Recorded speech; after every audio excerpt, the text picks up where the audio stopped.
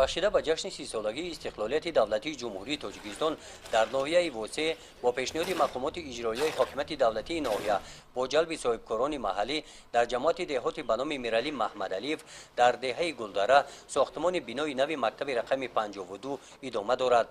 بنای نو مکتب دو آشیانه بوده دارای 11 صنفخانه می باشد. در یک بست 260 نفر خوانندگان را به تحصیل فرا می گیرد. در ساختمان صنفخانه ها ساختمانچیان همه طلبات های استاندارد جهانی را رعایت می نمایند. طبق نقشه صنفخانه ها فصل زمستان با گرمی تامین می شوند. مکتب با نقطه گرمدهی آب گرم و خنک تامین می گردد. بنای مکتب را متخصصان ناحیه با راهبری باباخان زینالوف و 30 نفر ساکنان دهه گلدره می سازند. در صحن حولی مکتب برای گذراندن مشغولیت های تربیت جسمانی شرایط های مساعد فراهم آورده می شوند. میدانچه خرد ورزشی و مورد استفاده قرار گرفتن بنای نو مکتب ماه اوگوست پیش بینی شده است. در ساختمان بنای نو مکتب صاحبکاران زیاده از 3 میلیون سومانی مبلغ را استفاده نمودند.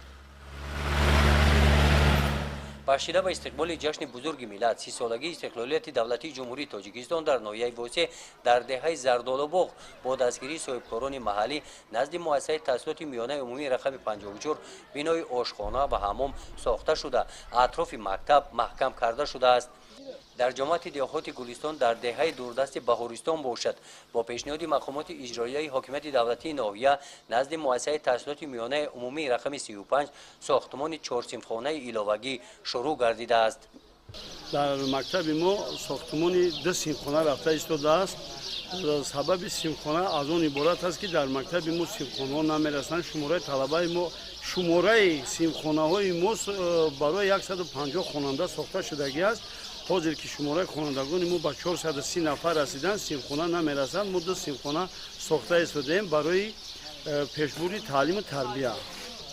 حشر قطعی با طریق حشر ساخته ایستادیم که در اینجا برای 60 خواننده در 2 صنفخانه با مقدار 30 نفری 60 برای 60 خواننده بخشیده به جشن 30 سالگی استقلالیت جمهوری تاجیکستان ما هم اقدام گرفتیم که ما هم همچون یک شهروند جمهوری تاجیکستان باید سهم خود را در همین 30 سالگی استقلالیت جمهوری تاجیکستان بگذاریم.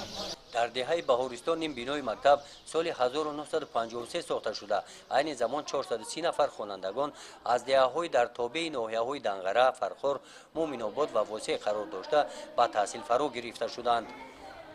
گزارش خوجا نظریف خدای نظر ظهروف از ناحیه واسع برای برنامه اطلاعاتی نوید.